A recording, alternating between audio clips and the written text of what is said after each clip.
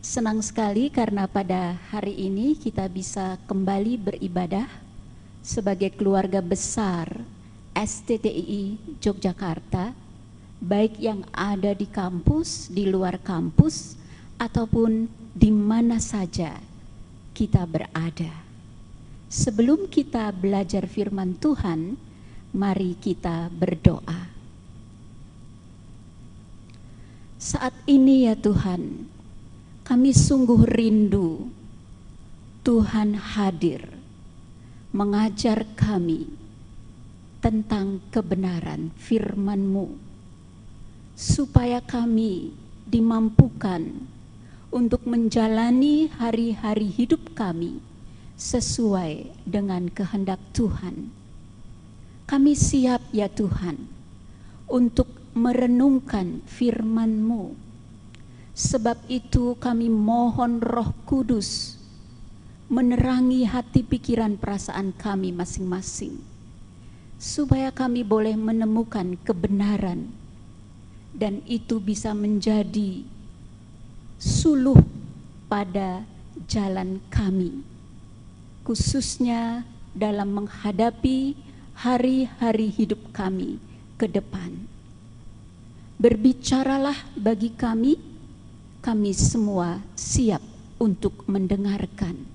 Tolonglah hamba-Mu dalam keterbatasan dan kekurangannya. Kiranya hanya kuasa Allah yang dinyatakan.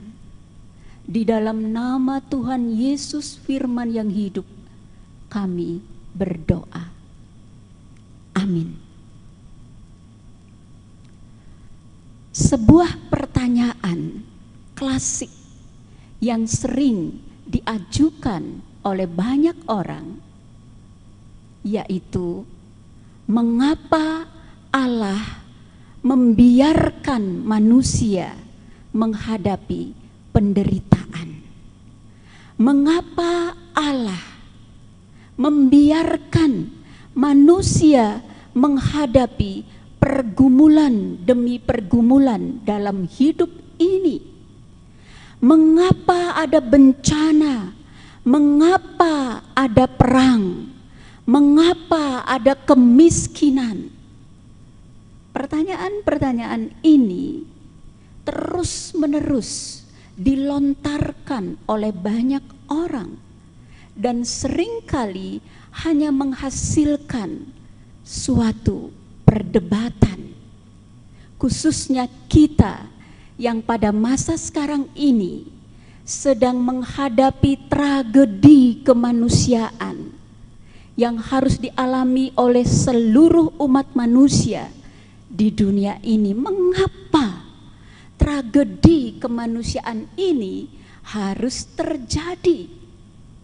Apakah Allah sedang tertidur? Apakah Dia sedang beristirahat?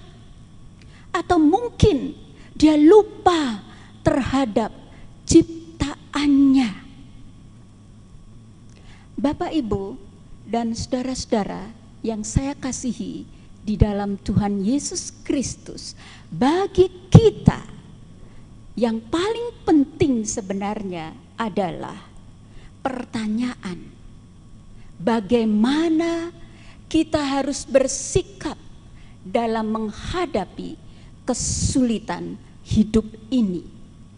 Bagaimana kita dapat menanggapi berbagai macam penderitaan, kesulitan yang dihadapi oleh manusia. Ini sebenarnya yang penting untuk direnungkan. Bersikap secara benar, di mana Ayub sedang memberi jawab terhadap teman-temannya yang mengejek dia. Bahkan Ayub telah dituduh sebagai orang yang tidak berhikmat dalam menanggapi kesengsaraan yang dideritanya. Ayub telah dituduh sebagai orang yang telah berdosa sehingga Allah telah menghukum dia. Inilah yang tertulis di dalam pasal 1 sampai 27. Ada dialog di sana, ada perdebatan di sana, ada suatu pertanyaan yang menjadi misteri di sana yang tidak bisa terjawab. Dan pasal 28 ini muncul merupakan pasal yang unik karena ini terdiri dari puisi yang begitu indah yang telah ditulis oleh si penulis dan diletakkan di antara pasal-pasal sebelum dan pasal-pasal sesudahnya. Karena pasal 1 sampai 27 merupakan dialog, tetapi pasal 29 sampai 42 merupakan monolog, dan pasal 28 ini menjadi semacam pasal penghubung di antara pasal sebelum dan sesudahnya. Dari pasal 28 ayat 1 sampai 28 inilah kita mau merenungkan apa sebenarnya yang dialami oleh Ayub dan bagaimana dia mampu menghadapi pergumulan di dalam hidupnya. Walaupun kita tahu bahwa Ayub adalah orang yang dipandang Allah sebagai figur yang saleh, figur yang jujur, seorang yang takut akan Allah, bahkan hidupnya menjauhi kejahatan. Tetapi kembali lagi pertanyaannya ialah, mengapa Allah membiarkan orang yang hidup seperti ini harus melewati suatu keadaan yang sulit di dalam hidupnya? Sebenarnya Allah itu pribadi macam apa? Dia membiarkan Ayub menghadapi penderitaan tanpa sebab musabab. Dalam pasal 28 ini, kalau kita perhatikan di dalam ayat yang ke-12, ada pertanyaan di sana. Dan pertanyaan ini berturut-turut diajukan oleh si penulis dalam pasal 28 ayat yang ke-12. Tetapi di mana hikmat dapat diperoleh? Di mana tempat akal budi? Pertanyaan yang kedua ada di dalam ayat yang ke-20. Hikmat itu dari manakah datangnya? Atau akal budi di manakah tempatnya? Jadi ada dua pertanyaan penting yang menjadi fokus dari pasal 28 ini. Di mana hikmat dapat diperoleh? Dan dari mana datangnya hikmat?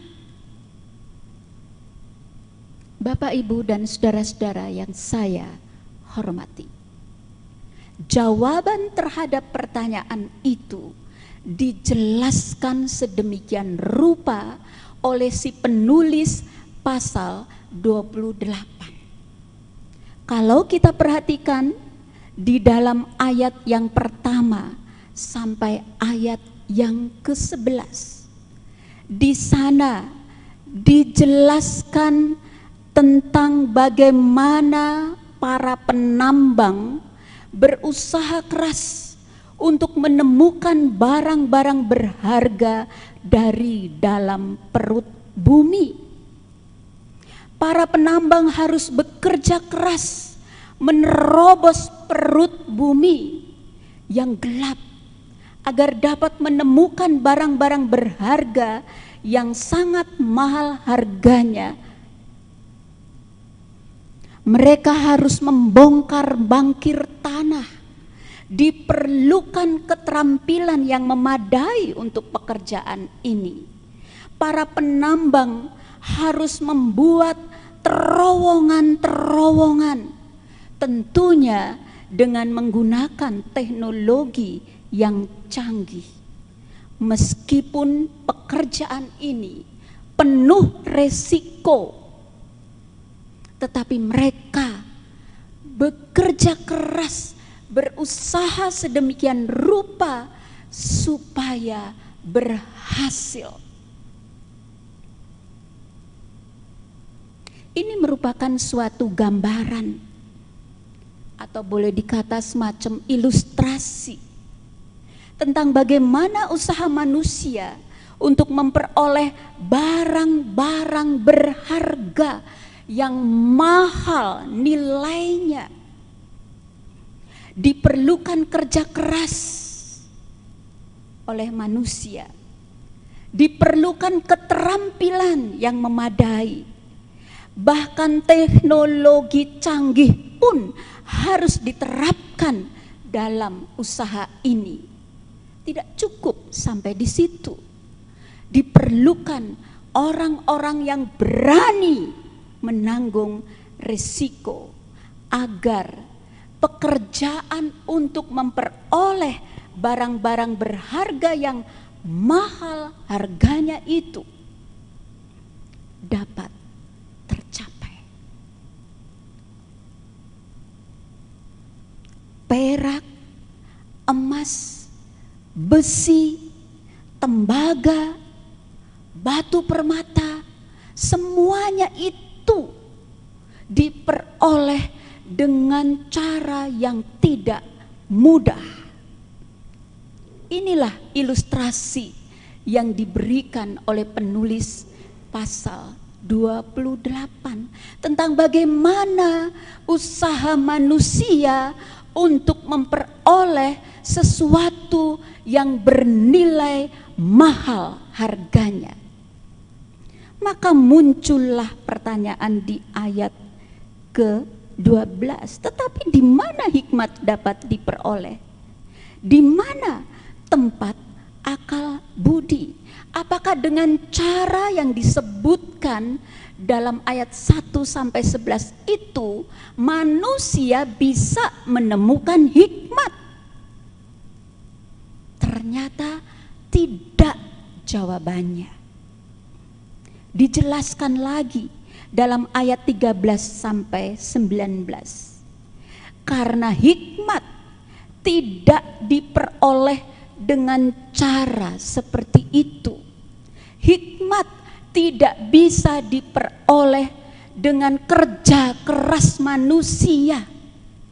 Hikmat tidak bisa diperoleh dengan keterampilan yang hebat, teknologi yang canggih. Karena jalan untuk memperoleh hikmat tidak diketahui oleh manusia. Bahkan samudra raya, lautan pun tidak menyimpan hikmat. Hikmat tidak dapat ditukar atau dibeli dengan barang-barang berharga, sebab nilai hikmat tidak sebanding dengan nilai barang-barang berharga tersebut. Inilah yang dijelaskan dalam ayat ke-13 sampai ke-19. Sehingga pertanyaan dalam ayat yang ke-20 muncul lagi di sana. Lalu hikmat itu dari manakah datangnya? Atau akal budi di manakah tempatnya? Dijelaskan dalam ayat 21 sampai 27. Tak seorang pun tahu. Binatang-binatang, burung-burung di udara tidak dapat melihat dari mana datangnya hikmat. Bahkan kebinasaan dan maut sekalipun tidak mendengar desas-desus tentang hikmat. Lalu hikmat itu dari mana datangnya? Disinilah penjelasan yang disampaikan oleh si penulis pasal 28. Allah yang Maha Tahu, Dialah satu-satunya yang mengetahui dari mana hikmat berasal. Dalam proses penciptaan yang dilakukan secara jenius dan kreatif oleh Allah Sang Pencipta, Allah telah menetapkan kekuatan angin, banyaknya air, curahnya hujan, kilatnya badai. Inilah kehebatan Allah. Inilah hikmat yang sesungguhnya, yaitu kemahatauan Allah atas segala sesuatu. Allah menetapkan segala sesuatu. Allah melihat segala sesuatu. Allah tahu segala sesuatu. Di sini kunci jawaban dari dua pertanyaan di dalam pasal yang ke-28 dari kitab Ayub ini. Oleh sebab itu, pasal ini ditutup dengan mengutip firman Allah dari Mazmur maupun dari kitab Amsal. Takut akan Tuhan itulah hikmat, dan menjauhkan diri dari kejahatan itulah akal budi. Inilah hakikat dari hikmat, bahwa hikmat itu bukan dicari dengan usaha manusia, tetapi hikmat itu sebenarnya adalah pemberian Allah bagi orang-orang yang takut akan Tuhan. Takut akan Tuhan berarti menghormati Allah, taat kepadanya. Orang-orang yang menghormati Tuhan dan taat kepadanya pasti menjauhkan diri dari kejahatan, karena orang-orang seperti ini akan hidup sesuai dengan standar Allah.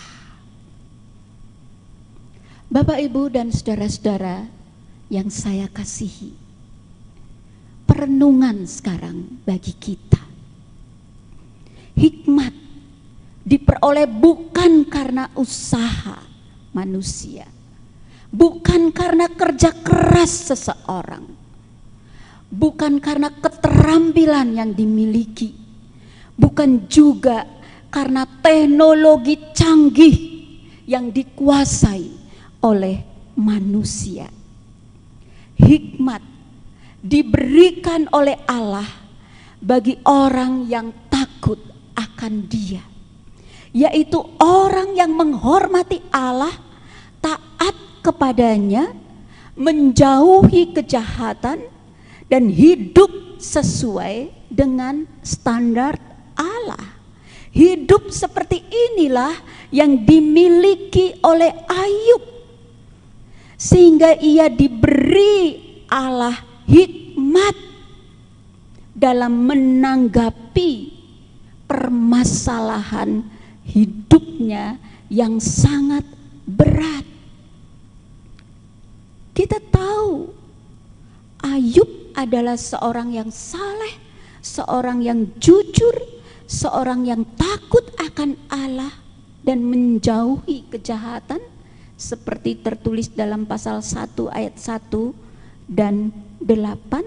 Sehingga ketika dia menghadapi pergumulan hidup, kesengsaraan hidup, kesulitan hidup, dia tidak menuduh Allah, dia tidak meragukan Allah. Dia tidak berusaha mencari kambing hitam. Namun Ayub telah dimampukan Tuhan untuk mempertahankan dan memelihara iman di tengah-tengah penderitaan yang dia alami. Inilah hikmat ilahi yang dimiliki oleh Ayub, namun tidak dimiliki oleh keluarganya dan juga tidak dimiliki oleh teman-teman Ayub.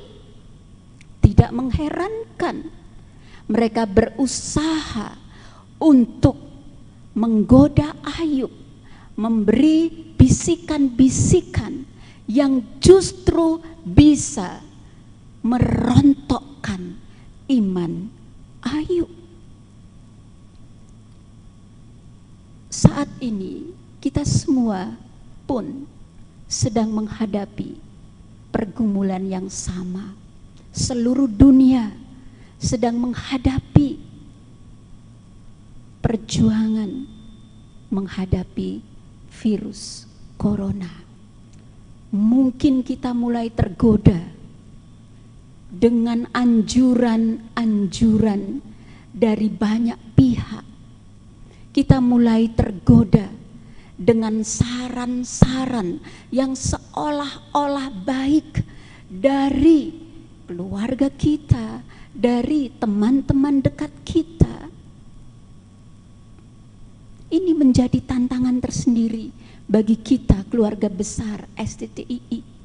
Masihkah kita mau mempertahankan iman kita, memelihara iman kita di tengah-tengah pandemi yang sedang melanda dunia ini? Masihkah kita berupaya untuk menunjukkan kualitas hidup orang-orang yang takut akan Tuhan, sehingga kita bisa mendemonstrasikan bagaimana kita menghadapi atau menanggapi kesulitan, penderitaan, bahkan ancaman yang tiap-tiap hari bisa terjadi dalam hidup kita. Bersediakah kita seperti Ayub yang mampu bertahan, mampu memelihara iman di tengah-tengah pergumulan hidup sebagai manusia? Semoga hikmat Tuhan melimpahi kita semua sebagai keluarga besar STTII dimanapun berada, sehingga kita bisa menjadi kesaksian tentang hidup yang takut akan Tuhan. Hikmat Allah itu diberi, bukan dicari. Amin. Mari kita berdoa bersama-sama. Terima kasih ya Tuhan atas tuntunan firman-Mu yang menghantar kami untuk makin dekat kepada Tuhan. Kami makin berserah kepadamu. Kami makin ingin bersekutu dengan Tuhan, melayani Tuhan sebagai tanda ucapan syukur kami atas hikmat yang Tuhan beri bagi kami semua, sehingga sampai saat ini kami boleh hidup